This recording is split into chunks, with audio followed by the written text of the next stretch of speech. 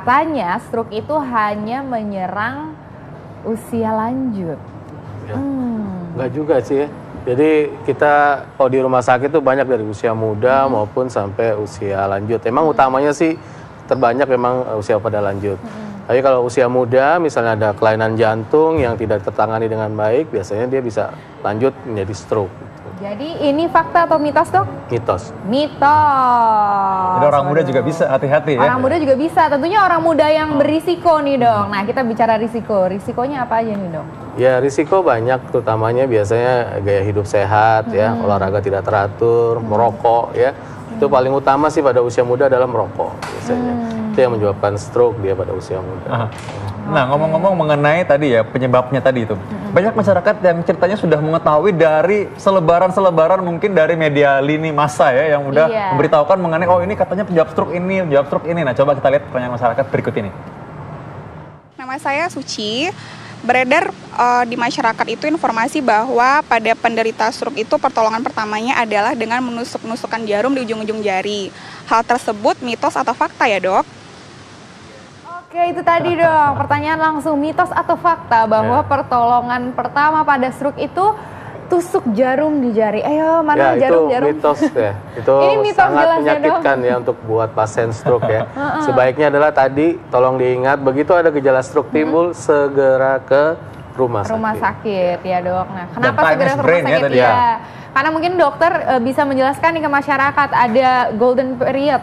Ya, kalau pada kasus tertentu seperti stroke yang sebabnya karena sumbatan, itu ada golden period di bawah 3 jam. Di bawah 3 jam. Ya, di bawah 3 jam kita masih dapat menyuntikkan obat yang bisa melisiskan sumbatannya. Iya, makanya harus segera ke rumah sakit ya, Dok ya. Biasanya kadang suka dikerok dulu, dipijet dulu, atau tadi ditusuk jarum dulu. Nah, itu boleh nggak tuh, Dok?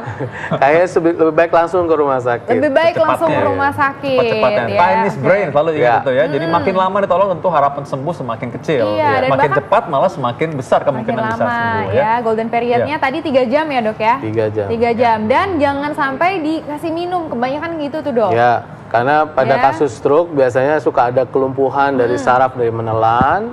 Kalau dikasih minum, dia akan tersedak karena tidak ada refleks muntahnya, langsung masuk ke paru-paru. Nah, ini jadi bikin PR buat dokternya nanti untuk ngobatinnya. Malah menjadi lagi masalah infeksi baru ya, Dok, paru-parunya. Oke, baik. Suci dan masyarakat di rumah tentunya sudah tahu tadi jawabannya ya. Mudah-mudahan berguna. Nah, kita punya fakta dan mitos berikutnya, Dr. Arlene. Silakan. Ya, ini dia. Stroke hanya menyerang penderita hipertensi dan penyakit jantung. Ini mitos atau fakta, Dok? Dijawab dulu. Ya, itu mitos. Tapi itu memang yang utamanya, penyebab utamanya. Tapi ada penyebab-penyebab lain yang mungkin seperti gula darah tinggi. Nah, itu juga bisa menyebabkan stroke.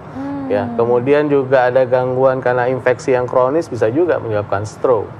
Ya, jadi nggak semuanya hipertensi atau penyakit jantung menyebabkan stroke. Ada penyakit-penyakit yang lain juga bisa menyebabkan stroke. Oke, berarti tentunya seperti tadi penyakit yang lain, gula darah tinggi, berarti harus dikontrol ya, Dok ya. Nah, hipertensi juga harus dikontrol. Ini berhubungan sekali, Dr. Arlene, dengan fakta atau mitos berikutnya ya. Katanya stroke tidak dapat dicegah. Mitos atau fakta? Itu mitos. Karena stroke bisa dicegah. Bisa ya, dicegah. dengan kita mengontrol gaya hidup dan kontrol faktor risiko kalau memang sudah ada, nah itu bisa mengurangi angka kejadian stroke.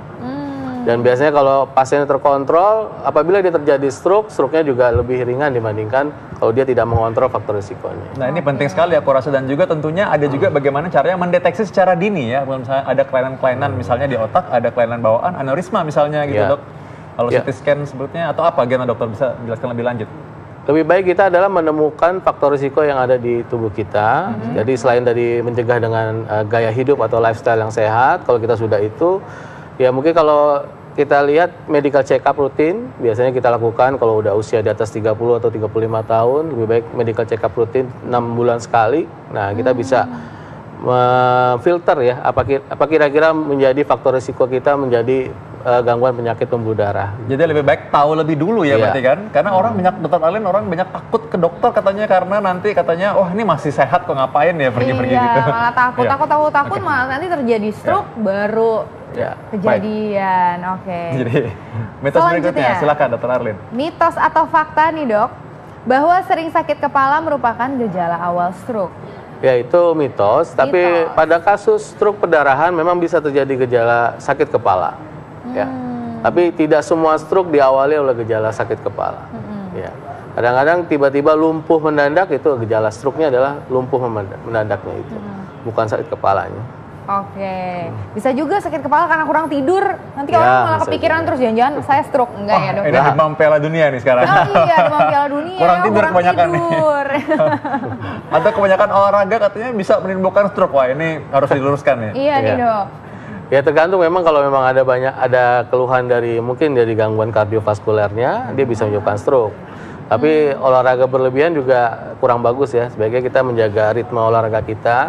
Memang ada batasnya itu ya, 1 jam sehari ya. Nah itu lebih baik untuk dilakukan. Nah ini kalau bagi berlebihan nih, orang-orang yang demen mungkin tarung bebas atau pelari maraton jadi takut nih, gimana dok kelebihannya? Berlebihannya gimana dok misalnya? Ya mungkin di luar batas limit fisiknya itu yang mungkin berlebihan yang kita tidak inginkan ya. Gitu.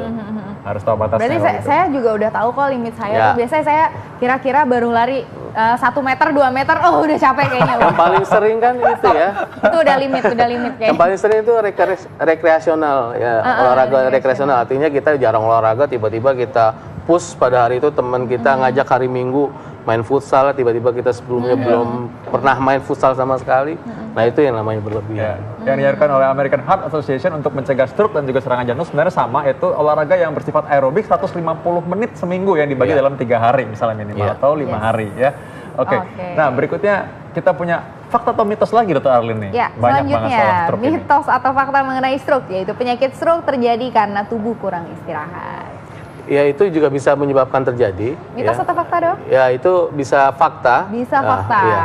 Karena kalau tubuh kita kurang istirahat, ya, dimana tekanan, kalau dia punya faktor risiko hipertensi, biasanya tensinya akan semakin meningkat. Nah semakin meningkat itu menyebabkan dia akan bisa terjadi stroke. Nah, ada yang pertanyaan yang menarik sebenarnya bagi masyarakat ya. Mereka sering menanyakan bahwa ada istilah stroke ringan dan stroke berat. Nah, dokter bisa berikan pencerahan pada masyarakat mengenai hal ini? Ya, sebaiknya jangan membedakan antara stroke ringan dengan berat, karena adalah terapinya sama. Jadi semua stroke adalah berat karena dia kenanya adalah fungsi dari high brain function ya. Jadi punya otak itu terganggu, nah itu adalah sudah berat. Jadi jangan bedakan antara stroke ringan dan berat. Ringan beratnya itu hanya dilihat dari gejalanya. Mungkin dia lumpuhnya tidak seberapa lumpuh dari tadi yang di video yang sudah ditayangkan tadi itu. Ya, mungkin hanya ringan, hanya bisa mengangkat lengannya. Yang tadi kalau video tadi tidak bisa mengangkat lengannya, nah itu gejalanya yang berat gitu loh. Bukan stroke-nya, stroke semua berat gitu. Karena sudah mengenai otak. Oke, nah ini terakhir nih dok, masyarakat perlu dijelaskan lagi bahwa apakah stroke bisa disembuhkan? Iya. Ya, stroke bisa disembuhkan. Kembali normal? Iya, ada kasus-kasus yang bisa disembuhkan dan kembali seperti normal. Jadi tergantung pada saat kita datang pada keadaan akut.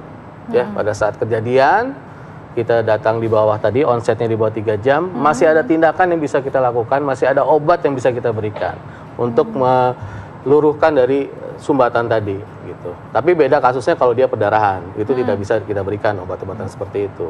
Jadi pada kasus stroke sumbatan itu bisa disembuhkan bila kita datang cepat pada waktunya. Jadi segera datang ya. Segera ke rumah sakit. Tadi bisa diulang ya, segera ke RS ya. Ya, segera ke RS ya. Jadi begitu ada tanda-tanda tadi kesemutan, lumpuh sebelah badan atau tadi gangguan bicara. Ya.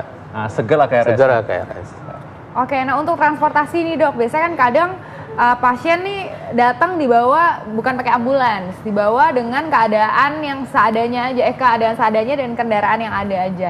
Nah baiknya seperti apa nih posisi transportnya?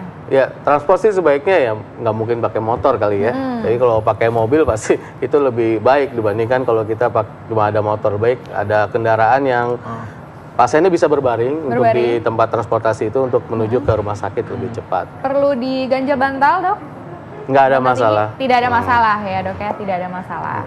Oke. Baiklah, aku rasa ini bisa menyimpulkan bahwa stroke ini sebenarnya lebih baik dicegah ya sebenarnya. Jadi kita penting untuk segera mendeteksi apa aja kelainan dan kita penting untuk medical check up. Dan yang kedua harus jaga makanan sehat dan juga tentunya rajin olahraga dan jangan merokok tadi ya.